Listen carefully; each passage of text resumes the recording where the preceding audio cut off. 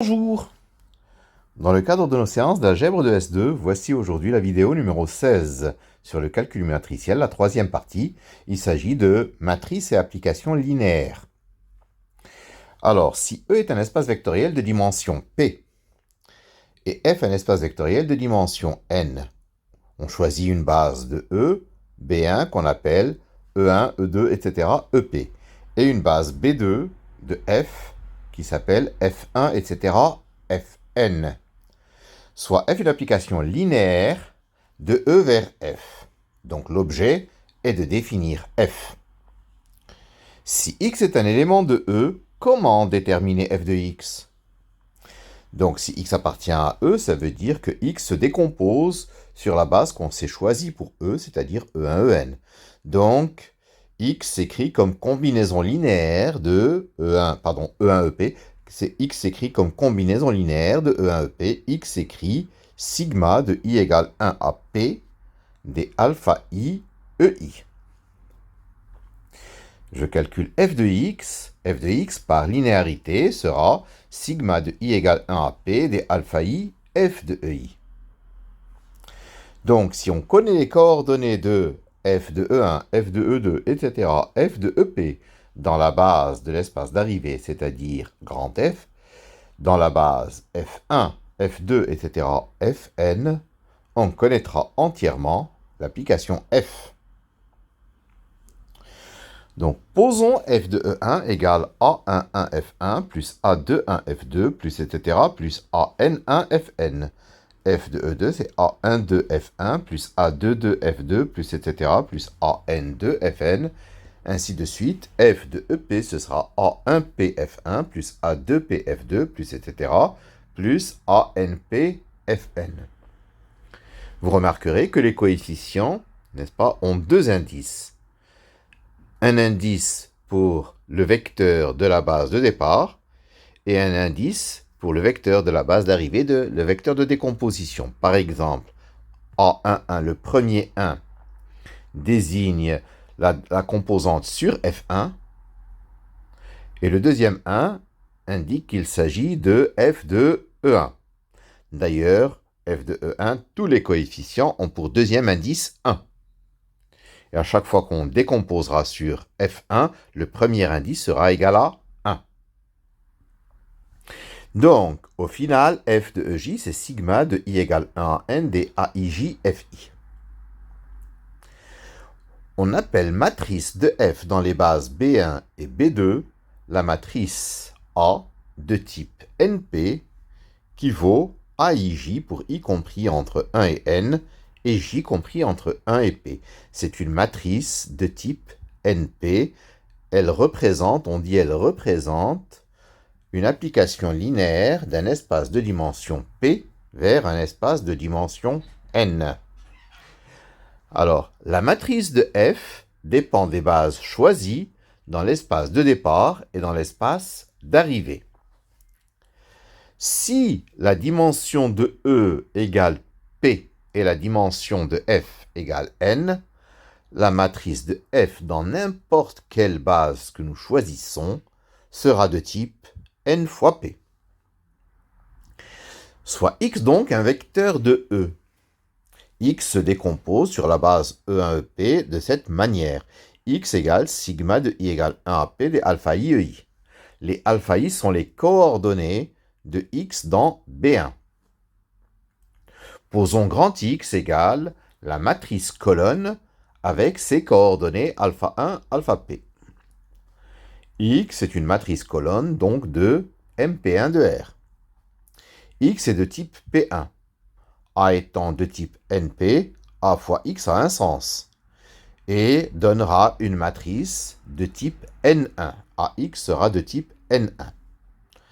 Alors, voici le résultat essentiel. Quand on écrit AX égale Y, Y sera bêta 1, etc., bêta N.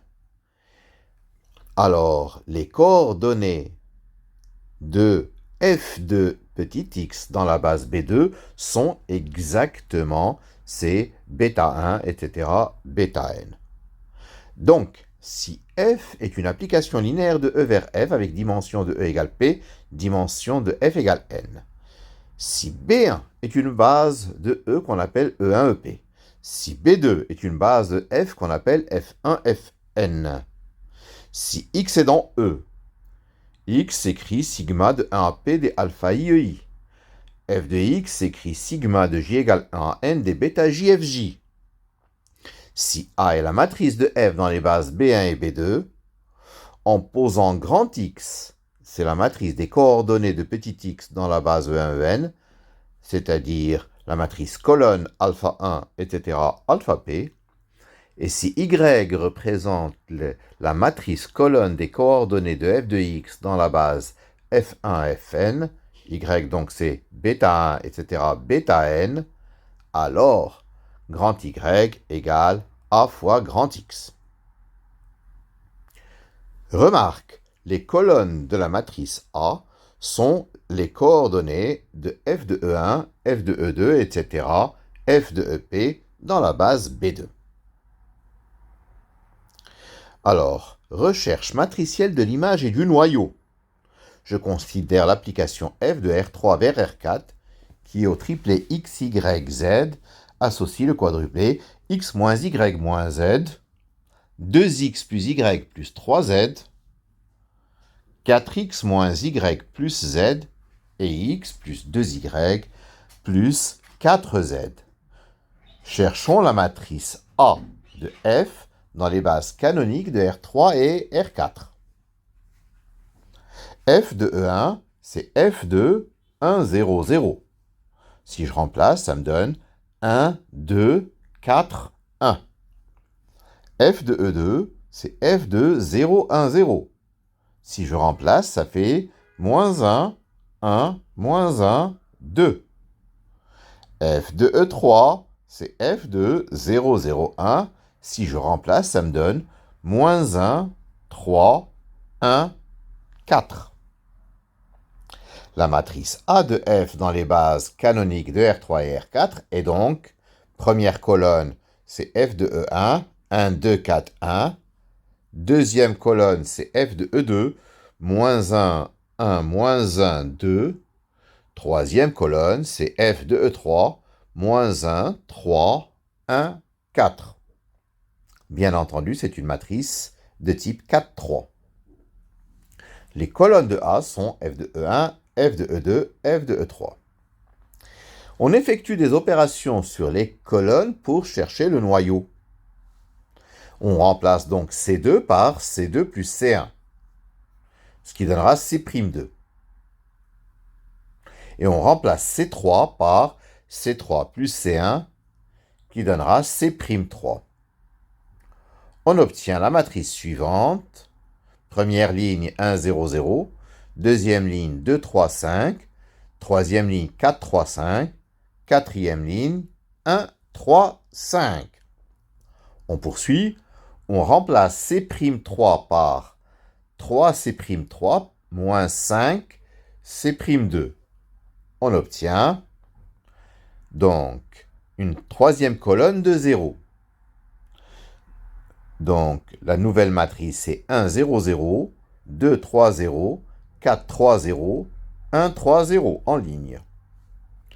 Ainsi, 3C'3 moins 5C'2 égale à 0. Mais comme C'3, c'était C3 plus C1, et C'2, C2 plus C1, je remplace, ça me donne 3 facteurs de C3 plus C1 moins 5 facteur de C2 plus C1 égale 0. Si je développe, j'obtiens moins 2C1, moins 5C2, plus 3C3 égale à 0. Mais C1, c'est f de E1, C2, c'est f de E2, C3, c'est f de E3. C'est-à-dire moins 2 f de E1, moins 5 f de E2, plus 3 f de E3 égale à 0.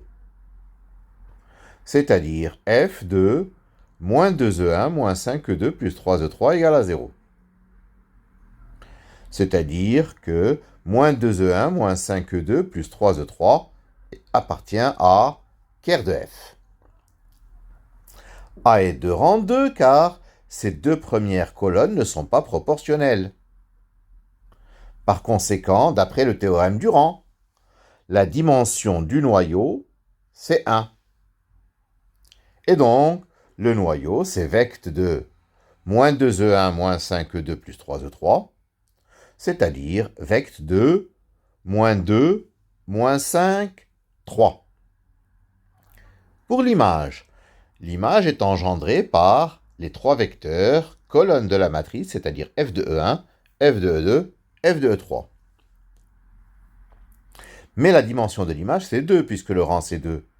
Et comme les deux premières colonnes sont libres, sont indépendants, ne sont pas proportionnels, im de f, ce sera vect de première colonne 1, 2, 4, 1, et deuxième colonne moins 1, 1, moins 1, 2.